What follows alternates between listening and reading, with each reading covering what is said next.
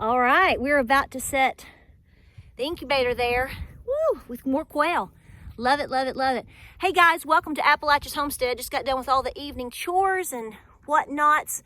And I want to talk about this because I want to put a stamp on it. I'm stamping this topic on this date today. So today we traveled to Knoxville because it's my dad's birthday and we had a birthday party for him. So I thought I would also take the opportunity to consolidate some errands, and I went to Costco. I also got him a little birthday cake at Costco. I was there, pure convenience, but it was very good, I gotta tell you. So long story short, there's my long story short. Y'all love that. Here's the deal. So today is Sunday. I don't know if this video will go up tonight or first thing in the morning tomorrow, which will be Monday. But over the past couple of days, I have been to 2 Walmarts, an Aldi, and today Costco. This is spread across 3 different counties in southeast Tennessee. Okay, so I just want to let you know that what I'm seeing isn't necessarily what you may be seeing. I realize that. But I'm going to tell you right now, it was almost spooky going to the Aldi night before last, and it was spooky going to the Costco today. Let me tell you why. So, Mr. B has come out and has said that we are going to be having food shortages, and it's going to be real. I'm not really chewing on any fat in terms of which way how I'm feeling about that. I'm not really sure what the motivation for saying that is. I do believe that it's true, but you could look at this in a lot of different ways and go, holy moly, that means a lot of people are going to be running to the stores and buying. If they're smart, wouldn't they? And then I look at it and go, well, why would you say it? Did you mean to say it? Was that an accident? Is that, was it deliberate? I always question everything, regardless of who's saying it. So please know that is true. And I want you to do the same. You need to question everything. But here's the deal. So I was expecting, day before yesterday, we went to an Aldi, and I was expecting it to look awful. Totally run down, sugar, flour gone, etc., etc., etc. I was expecting there to be a lot of people there. I would say collectively, it was later in the evening. I would say collectively there might have been 8 to 10 people in the store the entire time I was there. Anything and everything that has been normally available within the last 6 months to 18 months to 2 years that I can typically off and on find at Aldi, at an Aldi, was there. Sugar, flour, milk. Now everything is more expensive, which is disgusting. But my point is the food is there. The food is there. But wait a minute. What?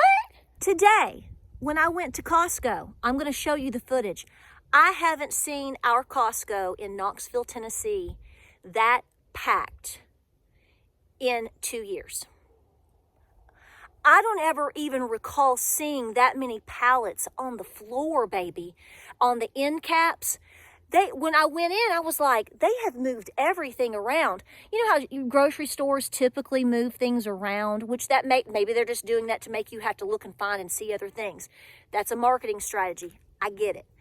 But what I realized is I'm seeing on the shelves, like where they normally sell like honey, jam, and things like that, right above it, there's these jammed pallets of like Q-tips and soap. And I mean, they're just packing anything and everything they can, where and if and how they can.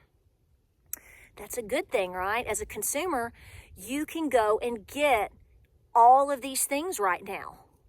Now, I will tell you though, we were looking at some of the expiration dates on some of these things, and some of them were rather short compared to what you're used to seeing.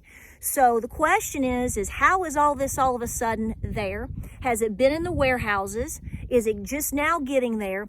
We can argue this all day long, and about 75 of you are going to have a different input as to what you think it is, because that's what you do, and that's fine.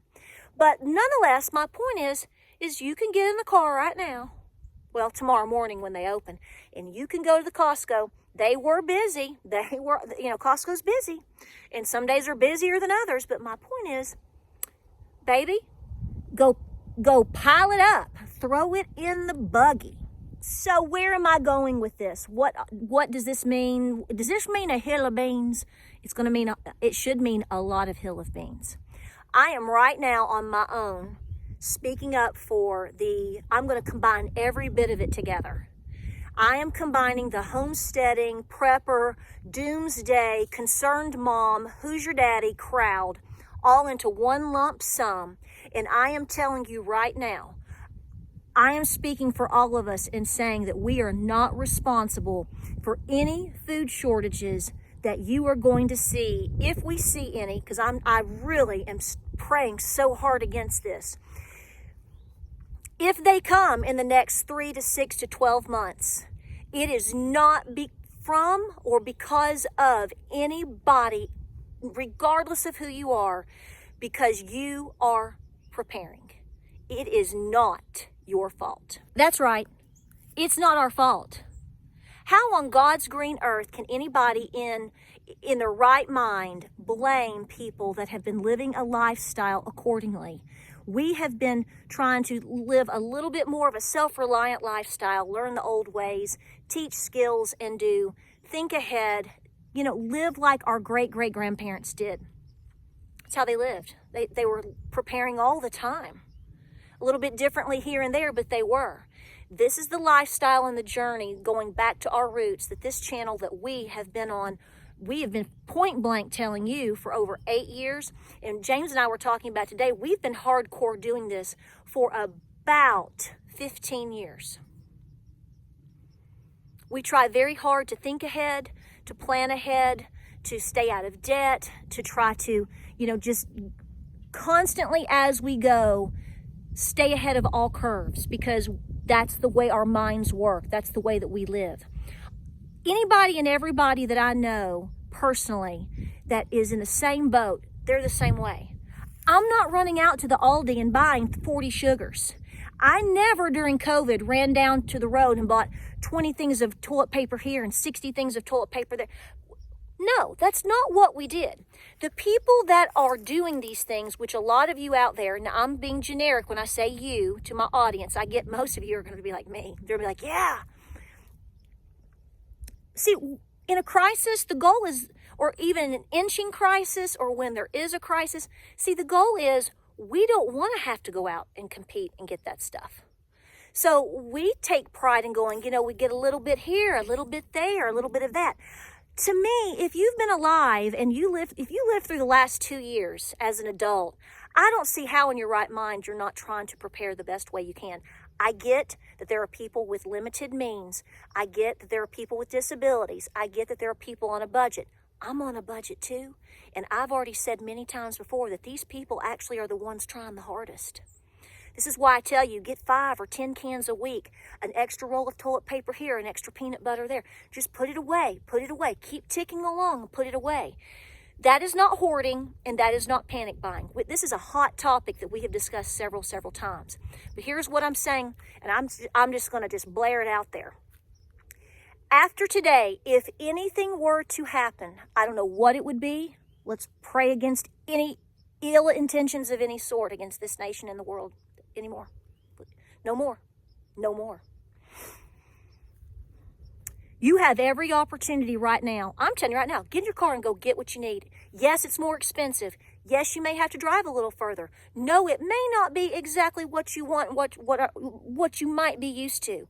But to say that you can't go get food and basic needs for your family, that they're not there, with the exception right now of baby formula for a lot of people. I will give you that, and I have nightmares about that.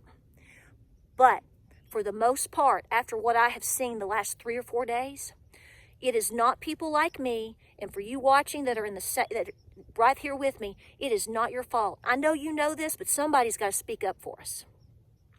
When news outlets are trying to continue to divide people, I'm going to stand up against it. We have been divided by color. We have been divided by religion. We have been divided by politics. Anything and everything that literally the demonic forces in this evil grasp that has divided people and caused so many more fractures in this country and around the world. You're not taking this one. I am not going to stand around and allow somebody to tell me and people like me that are working our butts off and are trying to save and do the best that we can for our families, little bit at a time, and say, if something horrible happens or this happens, that it's our fault. No, sir, ma'am, it is not. So I'm dating this right now. Go get in the car and go get what you need. Continue to do so. It will be people like us who have planned, who literally picked up and moved and have spent years working on this lifestyle that are the backbone, I fully feel, of this country. I have said for a long time, and on this channel, I have said that this community is the last frontier, because we are. I can go to Walmart right now. I can go down to the store down here. I can buy seeds. I can buy seed packets as cheap as 20 cents a pack. My local Walmart has two different Walmarts, 2 different counties. Seed packets, 20 cents a piece. Tomatoes, cucumbers, corn, whatever, flowers for pollinators, all of these things as cheap as 20 cents a pack. So if there ever is a seed shortage, don't say you weren't told you could go get them, because I'm telling you right now, you can get in the car and get them to plant, to do your own. What you choose to do is your business. If you have limited means, like I've said before, I get it. But like I said, I know you're trying hard. I see you. But let it be known on this date, March 27th, 2022, no. We're not taking the blame. You're not going to divide us any further. Absolutely not. After Mr. B stands up and tells you that food shortages are coming and they're going to be real, thanks for letting us know. Like we've been talking about that for a long time, but thanks for letting us know. Regardless of what the motivation is in that should have woke everybody up. To be honest with you, I was expecting to not be able to even get into the Costco today. Walked right in. I got cinnamon rolls for tomorrow because we love those. Sure, I got some rice. I mean, it was really more of a I got that birthday cake. They had all kinds of ground beef over in the freezer section. I had a few samples. They were really good. There was a cauliflower crust pizza. It was delicious. I'll show you. I'm going to put the footage in. Whatever you wanted, you could get it. Toilet paper, water bottles, vitamins, diapers, baby food, whatever you want. What do you want? What do you want today? It is there. So go get it. Keep doing your due diligence. But understand that when and if a crisis in terms of our food supply really does hit, and like I said, it could be 3 to 6 months before we start seeing, because everything we're seeing right now is what's kind of been here and floating around. That's why I mentioned the expiration dates. This is your chance. There is no one to blame but you. Keep doing your due diligence and stay busy. And in the end, like I said, for anyone out there listening, if and when it gets rough, you're not blaming us. We didn't do it. Y'all take care out there. It's getting dark. It's getting cold. Keep planting your seeds, planting your gardens, tucking things away, canning your foods, anything and everything that you can do. It will matter. You matter. Your efforts matter. Thanks for watching. We'll see you on the next video.